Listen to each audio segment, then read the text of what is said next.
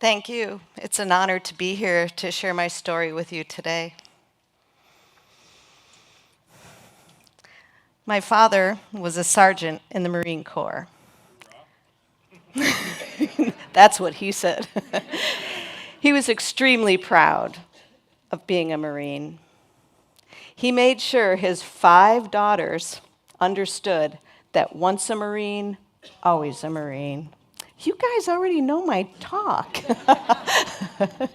Oh, I'm not sure what I learned first, the Marine Corps hymn or row, row, row your boat. When I would seek comfort, I'd climb up into my dad's lap. He'd wrap me in his arms, hold me close, stroke my hair, and whisper in my ear, "Take it like a Marine." "Dad, it hurts." But I knew what that meant. That meant stand up, dust yourself off, try again. Be proud of who you are. There were 2 things I was sure of as a young girl. I was the daughter of a Marine, and I was an artist. My father passed away suddenly at the age of 48.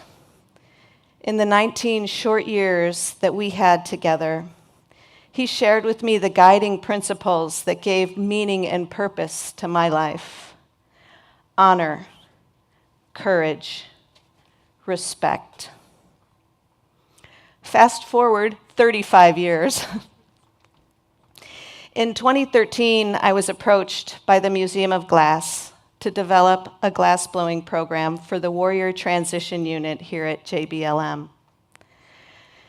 All of the soldiers were in transition, waiting to be cleared to return back into active duty or to be medically retired.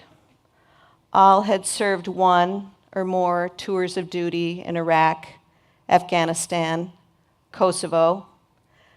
Many had suffered traumatic brain injury, and almost all suffered from PTSD. The museum director said to me, "I think you're the perfect person for this job. I really hope you consider making an effort." And I said, "Oh no, I'm not your gal. I can't work directly with the military. I'm a glassblower, not a soldier." And then I remembered my dad and how proud he was to serve. And I felt into the humanness, and I realized these are people just like my dad. Acknowledging the need for healing, I accepted the job. The first night I walk into the studio, ready for class, the room's filled with soldiers in military uniform. And they're speaking in acronyms. And they're referring to each other by last name. And they're calling me ma'am. I'm like, oh my God, what have I gotten myself into? I was clearly out of my comfort zone.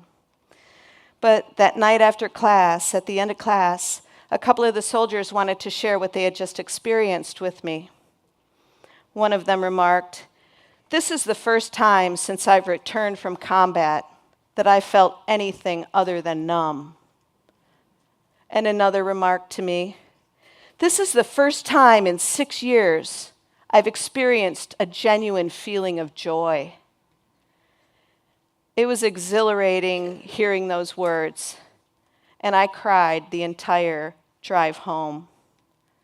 It was obvious that the deep healing that was needed could be sparked by the fire. It takes courage to work with molten glass. That's the easy part. Being present, that's the hard part.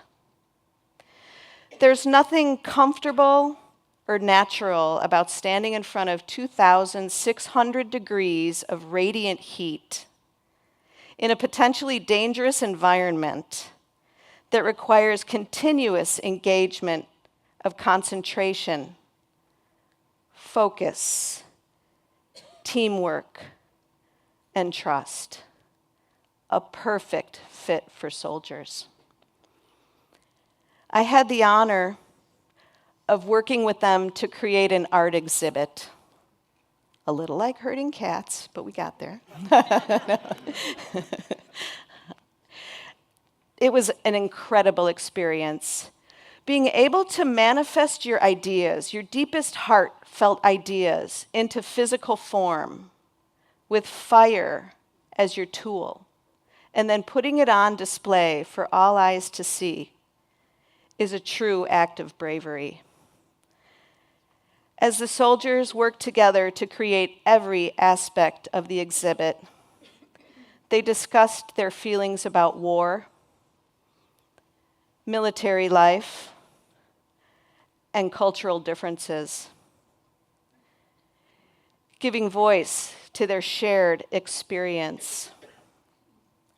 I witnessed a profound transformation of fear into hope as they created artworks that reflected their service, their humanity, and the humanity of those they lost. The exhibit culminated in a public presentation that brought together military and civilian communities, family and friends, dignitaries.